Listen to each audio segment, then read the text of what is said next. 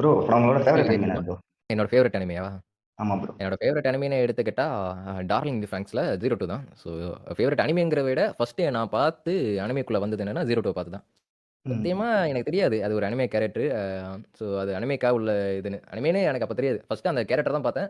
அதுக்கப்புறம் தான் தேட ஆரம்பிச்சேன். தேடி பார்க்க ஆரம்பிச்சு, அடுத்த ஒரு 3 மாசத்துக்கு டிப்ரஷன்லயே இருந்தேன். உண்மையாவே அ டிப்ரஸ் ஆயிட்டாங்க கடைசி எபிசோட பார்த்துட்டு. சரி, சரி, சரி. அதுக்கப்புறம் எல்லாருமே கொஞ்சம் கொஞ்சமா அனிமேக்குள்ள வந்தேன். அடுத்து நான் 2வது பார்த்தது ஹார்ம் பேஸ் அனிமே தான். Day to life. ம். என்னோட செகண்ட் ஆ. அனிமே. மோஸ்ட்லி நான் பார்த்து வியந்த அனிமே. என்னடா ஒவ்வொரு எபிசோட்லயும் ஒவ்வொரு பொண்ணுங்கள சேர்த்துக்கிட்டே போயிட்டு இருந்தானுங்க. எனக்கு கொஞ்சம் புதுசா இருந்துச்சு. எனக்கும் அது எனக்கும் புடிச்சிருந்துச்சு. அது அந்த அந்த ஜானர் சொல்லப்போனா. அது ஏதோ ஹாரம் சொல்லுவாங்கல்ல. ஆமா ஹாரமா, ஹரமான்னு சொல்லிட்டு சரியா ப்ரொனவுன்ஸ் வரல. ஆயிரம். பட் ஹீரோவ சுத்தி ம். ஏகப்பட்ட பொண்ணுங்க ஈசல் கொட்ட மாரி முச்சிக்கிட்டே இருப்பாங்க. நம்ம ஹீரோவுக்கும் அது பிடிக்குமான்னு தெரியாது. ஆனா நல்லா இருக்கும். நான் பார்க்கும்போது எனக்கு பிடிச்சிருந்துச்சு. அதுக்கேத்த மாரி நெறைய இதெல்லாம் பார்த்தேன். இப்போ வரையும் அது ரிலேட்டடா இருக்க எல்லா ம். அனிமேஸும் பார்த்துட்டேன். மாங்காவும் படிச்சுட்டேன்.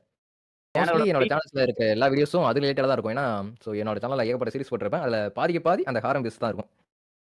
எஸ். அடுத்து எல்லாமே 9 பொண்டாட்டி, 8 பொண்டாட்டி. 11. அந்த கணக்கு ஸ்மார்ட் போன் கரெக்ட் தான். இதுலலாம் ஏகப்பட்டது லைனா செத்துக்கிட்டே போவாப்ல தலைவர். 9 ஒய்ஃப் தான்டா ஆமா. அதுல. அந்த 9 ஒய்ஃபா? ஸ்மார்ட் ஃபோன் சீரிஸ் எடுத்துக்கிட்டா, அது ஒரு ஒரு ஃபீல் குட் அனிமே தான் சொல்ல முடியும். அதுல வந்து சொல்லிக்கிற ம். அளவுக்கு ஃபைட் சீன்ஸ் இருக்காது. இருந்தாலுமே பிளட் சீன்ஸ் அந்த மாரி காமிக்க மாட்டானுங்க. அழகா கொண்டு போய் அழகா கிளீனா முடிச்சிருப்பானுங்க. ஆனா, இது ம். எல்லாத்த விட ஒரு காமெடியான விஷயம் என்னன்னா, இது எல்லாத்தையுமே பண்ணது. அதாவது நம்ம ஹீரோ இந்த உலகத்துக்கு வந்ததுக்கான காரணமே கடவுள் தான்.